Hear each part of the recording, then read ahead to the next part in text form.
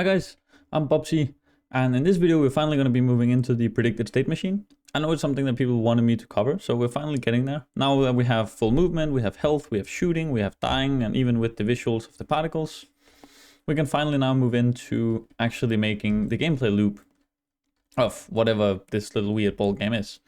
So I think what we should essentially do is we spawn the players, we move into a state where they fight, and then when there's only one alive, then it'll, take 3 seconds, then restart the game, respawn all the players, and essentially go around like that. So cool, so let's just start from one spot, and let's just start by making the object, and this will just be our, I don't know, you can call it whatever you want, game states.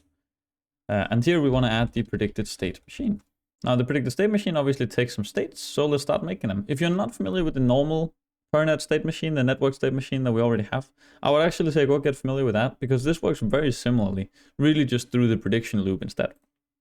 But the idea is very similar, and it's a very simple finite state machine. Let me go make a new folder, and let me just call this game states. And let's start by making a player spawning state of some kind. Or I guess maybe even let's actually make a wait for player state. This is where we'll wait for enough players to be ready before we continue into the next state. So let's make a serialized field, private, int, let's do required players. And let's just default it to 2. And of course, this needs to be a predicted identity, which just has the type of state. I guess wait for players state.state.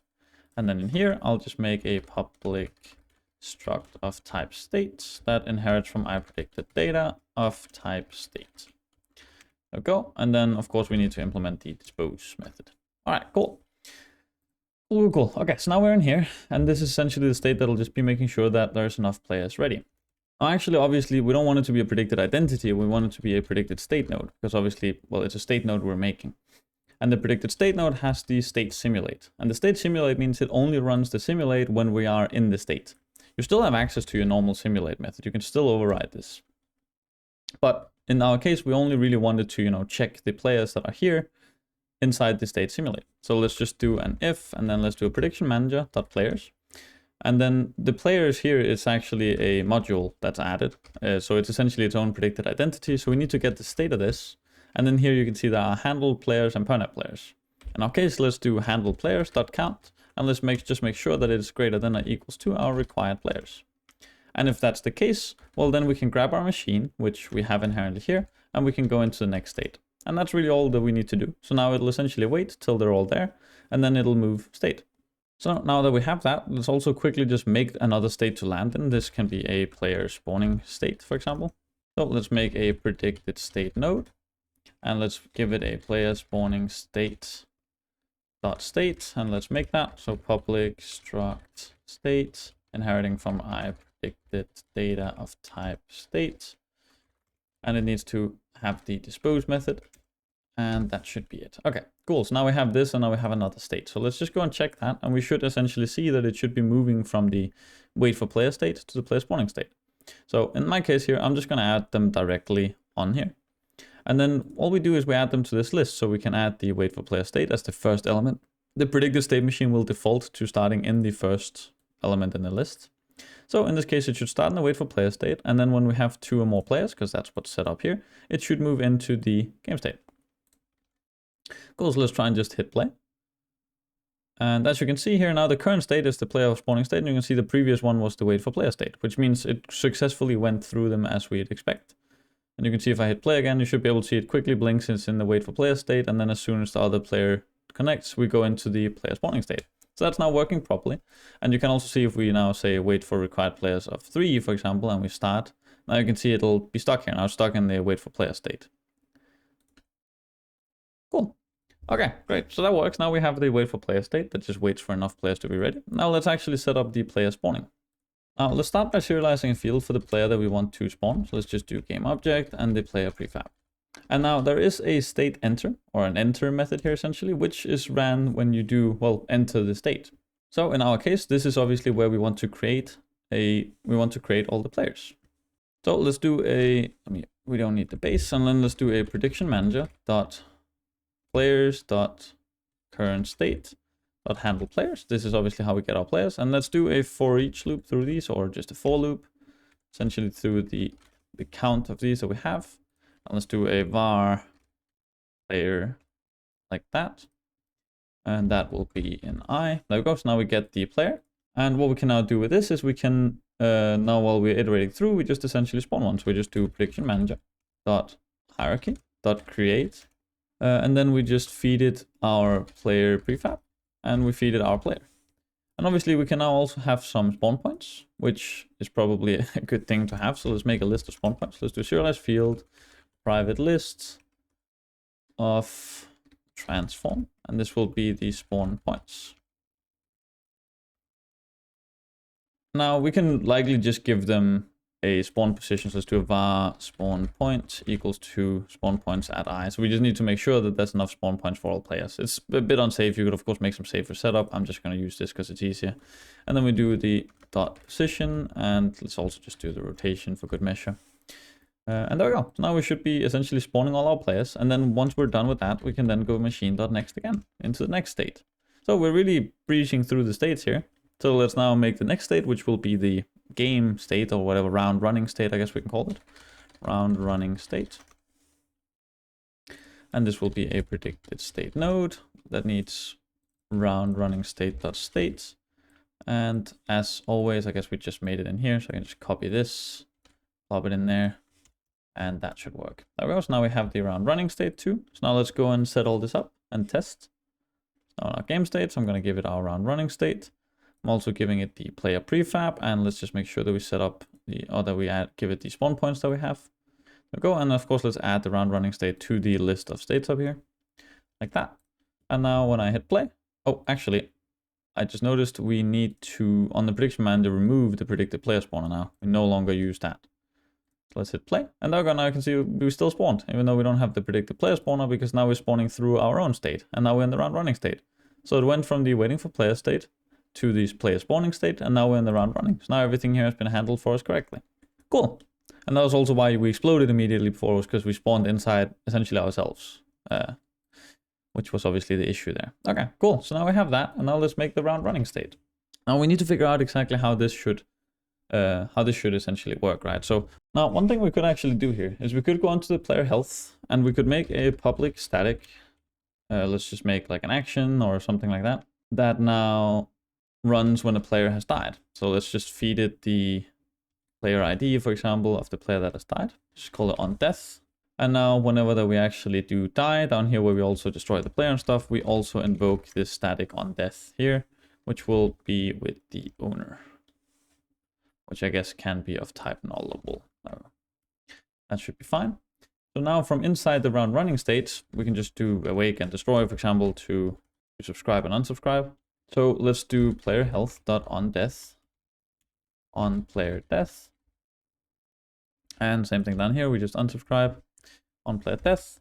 And now we have that. So now this will work. And the reason why this will work is because we're running inside the prediction loop. So you can use completely normal callbacks. For example, like we've done here with the action of on death.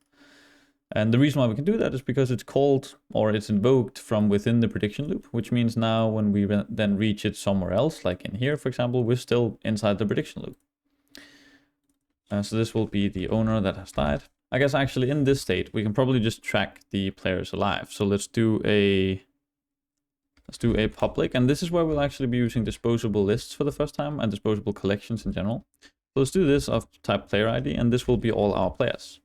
Now, the reason why we use disposable lists is because states are recreated all the time. During the simulation, we're constantly recreating and creating new states and setting up new states. And this might sound bad, but it's not. It's actually what structs very much excel at. But the thing is, we shouldn't be creating classes all the time in here. And a normal list is a class, and that means that we're essentially creating a lot of garbage. Normally, I wouldn't really care that much in these simple tutorials about performance and so on, but I promise you there's a good reason why I'm doing this, because it's a big performance bottleneck if we don't. And all you really just have to do is you just in here, that's why we have the dispose method, is anything that's disposable like this, you essentially just dispose it in here. So yeah, so that should really be about it. When we enter the state, so let's go into enter. We essentially just want to create a new disposable list from the players that we already have. So obviously we know, let's take our current state from in here and do players. And let's just make sure that this is something. For example, in here, we want to first of all create the list. So what we can do is we can do the disposable list of the type of player ID, and then we can do .create. And now we're essentially creating this list. And if you want it to be even more performant, you can actually tell it how many players you're creating it for. In our case, we do know that, or like how big the list should be up front, which we do have the players current state dot handle players dot count. This is essentially the amount of players we have, and we know that's how big we want the list to be.